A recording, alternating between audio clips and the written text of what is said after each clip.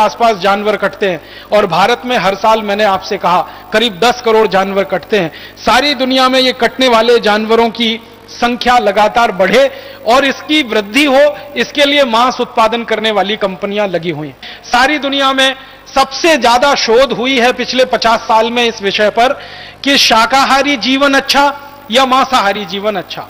दुनिया के सभी वैज्ञानिकों ने और डॉक्टरों ने यह बताया है, अमेरिका के भी वैज्ञानिक, यूरोप के भी वैज्ञानिक, भारत के भी वैज्ञानिक, चीन के और लैटिन अमेरिका के, दुनिया के सभी क्षेत्रों के वैज्ञानिक इस बात पर सहमत हैं कि शाकाहारी व्यक्ति ज्यादा स्वस्थ होता है, मांसाहारी व्यक्ति हमेशा बीमार रहता है और हमेशा तकलीफों में रहता है। इनको अगर आंकड़ों में मैं बताने की कोशिश करूं तो एक शाकाहारी आदमी को एक मांसाहारी आदमी की तुलना अगर करें तो एक मांसाहारी आदमी में शाकाहारी आदमी की तुलना में 23 गुना ज्यादा जल्दी कैंसर होने की संभावना होती है। इसको ऐसे समझने की कोशिश करें कि एक साधारण आदमी में अगर साल भर में कैंसर विकसित होने की संभावना है तो मांसाहारी आदमी में उससे 23 गुना कम समय में कैंसर होने और विकसित होने की संभावना है। इसको और सरल भाषा में समझाऊं, एक शाकाहारी आदमी को 23 साल में अगर कैंसर होगा तो एक मांसाहारी आदमी को 1 साल में ही हो जाएगा और मरने की संभावना उसकी 1 साल में ही पैदा हो जाएगी। मतलब इसको ऐसे कहें कि शाकाहारी आदमी 23 साल ज्यादा जिंदा रहेगा, मांसाहारी आदमी उससे 23 साल पहले मरेगा कैंसर की स्थिति में। इसी तरह से डायबिटीज है और हार्ट अटैक है।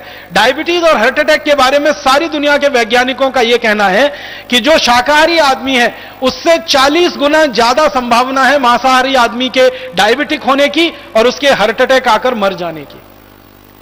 इसी तरह से अन्य बीमारियां हैं, जोड़ों का दर्द है, घुटनों का दर्द है, अर्थराइटिस है, ऑस्टियोआर्थराइटिस है, मोटापा है, फैटी होना है, ओबेसिटी होना है, इसकी संभावना तो कई 100 गुना ज्यादा है मांसाहारी लोगों में शाकाहारी की तुलना में।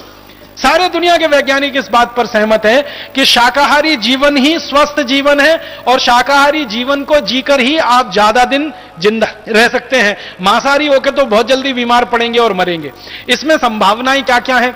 जो मांसाहारी लोगों के बारे में वैज्ञानिकों का कहना है वो ये कि जो मांस उत्पन्न हो रहा है वो बहुत ही खराब तरीके से होता है। सबसे बड़ा खराब तरीका कि जानवरों को जहां पाला जाता है और रखा जाता है वो जगह बहुत छोटी होती है और जानवर उसमें ज्यादा भरे जाते हैं, और छोटी जगह में ज्यादा जानवरों को जब भरा जाता है तो जानवरों के आपस में जो तनाव की स्थिति पैदा होती है।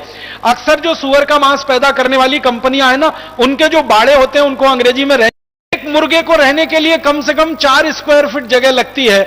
4 स्क्वायर फीट में तो 10 मुर्गों को जबरदस्ती रख देते हैं।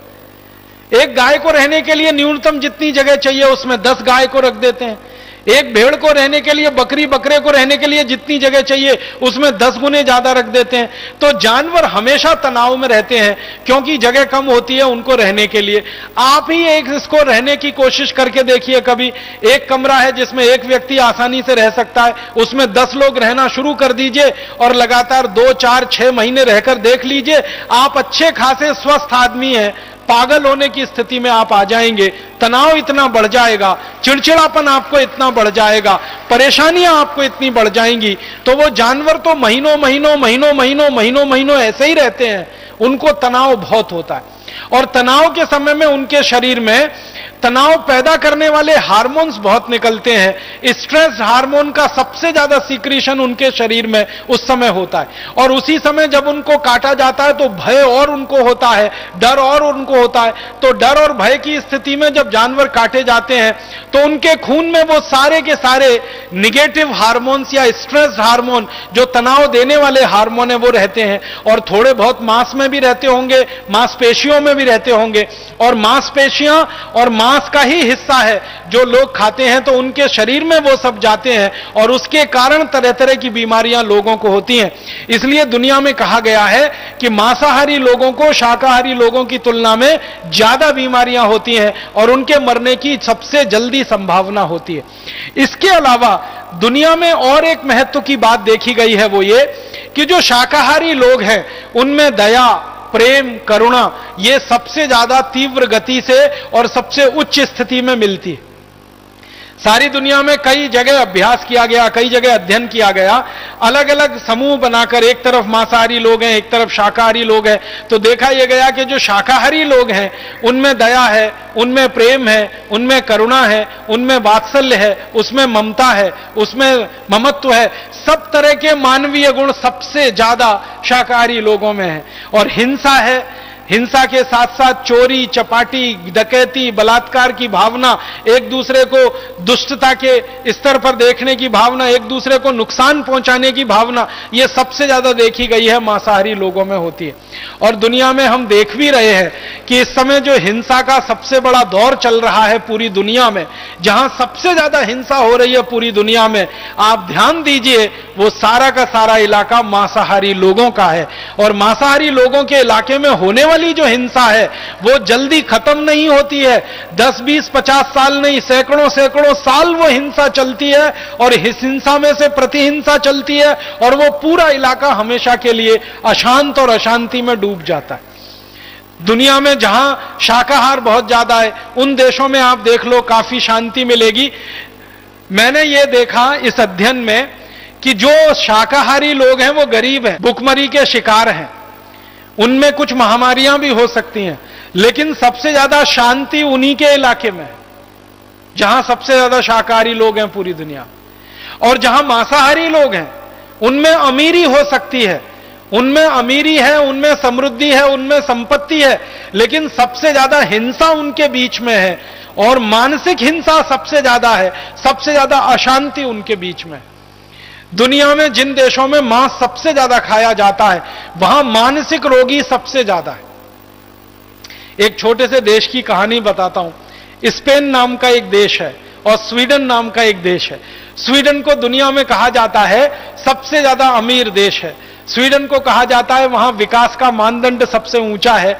परम पूजनीय स्वामी जी थोड़ी देर पहले अपने व्याख्यान में कह रहे थे ना कि संयुक्त राष्ट्र की जो रिपोर्ट बनती है मानवीय विकास की सूचकांक रिपोर्ट, उसमें स्वीडन हमेशा नंबर 1 पर रहता है, भारत हमेशा 136 नंबर पर रहता है। स्वीडन के बारे में कहा जाता है कि वहां के लोगों को कोई दुख नहीं है, कोई तकलीफ नहीं है, कोई परेशानी नहीं है, उनके यहां भ्रष्टाचार नहीं है, उनके यहां मारामारी नहीं है, उनके यहां वगैरह वगैरह बहुत सारे दुख नहीं है। उस स्वीडन के बारे में अभी मैं थोड़ा अभ्यास कर रहा था, यही शाकाहार मांसाहार के हिसाब से। तो स्वीडन है तो छोटा सा देश, लेकिन मांस सबसे ज्यादा खाया जाता है और मांस का उपभोग सबसे ज्यादा है। तो स्वीडन के कुछ डॉक्टरों ने और वैज्ञानिकों ने एक अध्ययन किया वो इस बात के लिए कि स्वीडन की सड़कें दुनिया में सबसे अच्छी हैं, सबसे अच्छी सड़कें हैं पूरी दुनिया में स्वीडन में है। ऐसा कहा जाता है कि स्वीडन की सड़कें हैं वो रबर की सड़कें हैं। जैसे आप रबर की सड़क पर चल रहे हैं तो स्वीडन की सड़कें इतनी अच्छी हैं, लेकिन स्वीडन के वैज्ञानिकों का कहना है कि सबसे ज्यादा दुनिया में पीठ दर्द के मरीज अगर कहीं हैं तो वो स्वीडन में ही है। जिनकी सड़कें सबसे अच्छी हैं, जहां पर गाड़ी ऐसे चलती है जैसे पानी में मछली फिसलती हो, वहां के लोगों के पीठ में दर्द क्यों होना चाहिए? भारत जैसे देश की सड़कों के बारे में यह कहा जाए तो समझ में आता है, क्योंकि भारत में तो सड़कें कम है, खड्डे ज्यादा हैं। यहां तो सड़क के बीच में खड्डे नहीं है, खड्डों के बीच में से सड़क निकलती है। यहां के लोगों के पीठ में दर्द हो तो समझ में आता है पूरी दुनिया में सबसे ज्यादा, लेकिन स्वीडन के लोगों के पीठ में सबसे ज्यादा दर्द क्यों है? तो वहां के वैज्ञानिकों का कहना है कि यह साइकोसोमेटिक डिसऑर्डर है। वहां के लोगों को मनोदैहिक जो चिकित्सा करने वाले वैज्ञानिक है वो कह रहे हैं कि इसकी ज्यादा असंतुलन में से पैदा हुई बीमारियां हैं, उनका सड़कों से कोई लेना देना नहीं है। और उनका कहना है कि ये बीमारियों का एक बड़ा कारण उनके यहां है वो मांसाहारी भोजन है और मांसाहारी जीवों की हत्या है और उनसे निकलने वाली हिंसा है। तो ये अभी अध्ययन सारी दुनिया में हो रहे हैं और बता रहे हैं कि कैंसर ज्यादा हो रहे हैं, डायबिटीज ज्यादा हो रही है, हार्ट अटैक ज्यादा हो रहे हैं, ब्रेन हेमरेज ज्यादा हो रहे हैं, कोलेस्ट्रॉल ज्यादा बढ़ रहा है, मोटापा ज्यादा बढ़ रहा है, हमारे घुटनों के दर्द, कमर के दर्द, कंधों के दर्द ज्यादा बढ़ रहे हैं मांसाहारी लोगों को। तो हम क्यों फालतू में इस दुनिया में जाएं, मांस खाने वाले बने? इसलिए मेरा आप सभी से एक विनम्र निवेदन है, मैं तो ये मान के आपसे ये बात कह रहा हूं कि हम में से तो शायद ही कोई भारत स्वाभिमान का कार्यकर्ता होगा जो मांसाहारी अब तक बचा होगा, अन्यथा तो वो शाकाहारी हो गया होगा। प्राणायाम करते करते, योग करते करते, बार बार आस्था चैनल पर परम पूजनीय स्वामी जी का व्याख्यान सुनते सुनते अब तक तो सभी भारत स्वाभिमान के जो कार्यकर्ता मिलती है और प्रोटीन का दूसरा हमारे पास कौन सा स्रोत है अगर हम मांस नहीं खाएं तो? आपको सुनकर ताज्जुब होगा और हैरानी होगी कि मांस में जितनी प्रोटीन मिलती है लगभग उतनी ही और उससे थोड़ी ज्यादा प्रोटीन हमको दालों में मिलती है। अगर आप 1 किलो मांस खाते हैं और 1 किलो मांस में जितनी प्रोटीन आपको मिलने वाली है उससे ज्यादा प्रोटीन 1 किलो मूंग की दाल खा लो, उसमें मिल जाएगी आपको। 1 लीटर दूध पी लो, उसमें उससे ज्यादा प्रोटीन आपको मिल जाएगी। और 1 लीटर जो है ना, अगर आपको कैल्शियम चाहिए और कैल्शियम के साथ साथ दूसरे माइक्रो न्यूट्रिएंट्स चाहिए तो 1 किलो मांस खाने से अच्छा 1 लीटर गन्ने का रस पी लो, 1 लीटर संतरे का रस पी लो, 1 लीटर मौसम्मी का रस पी लो, गाजर का रस पी लो, टमाटर का रस पी लो। मांस से तो कई गुना सस्ता है और कैल्शियम देने में मांस से ज्यादा आगे है, प्रोटीन देने में आगे है, हजम बहुत जल्दी हो जाता है, पाचन उसका बहुत जल्दी हो जाता है। तो 1 किलो मांस खाने से अच्छा 1 किलो दूध पीना, 1 किलो मांस खाने से अच्छा 1 किलो दाल खाना, 1 किलो मांस खाने से अच्छा 1 लीटर जूस पी लेना। हर स्थिति में शाकाहारी भोजन मांसाहारी भोजन से क्वालिटी में बहुत अच्छा है और कीमत में बहुत सस्ता है। मैंने अभी थोड़ी देर पहले एक कैलकुलेशन किया, वो ये कि अगर हम 1 एकड़ खेत में खेती करें और 1 एकड़ खेत की खेती में साल में 4 फसल लें और 4 फसल में गेहूं भी हो, 4 फसल में चावल भी हो जाए, 4 फसल में दालें भी हो जाएं, कुछ सब्जियां भी हो जाएं, तो 1 एकड़ खेत में जितनी खेती हम करेंगे साल भर में उसमें 22 लोगों का भोजन हम दे सकते हैं। 1 एकड़ खेत में खेती करके 22 लोगों का पेट भरा जा सकता है पूरे साल में जितना उत्पादन होगा।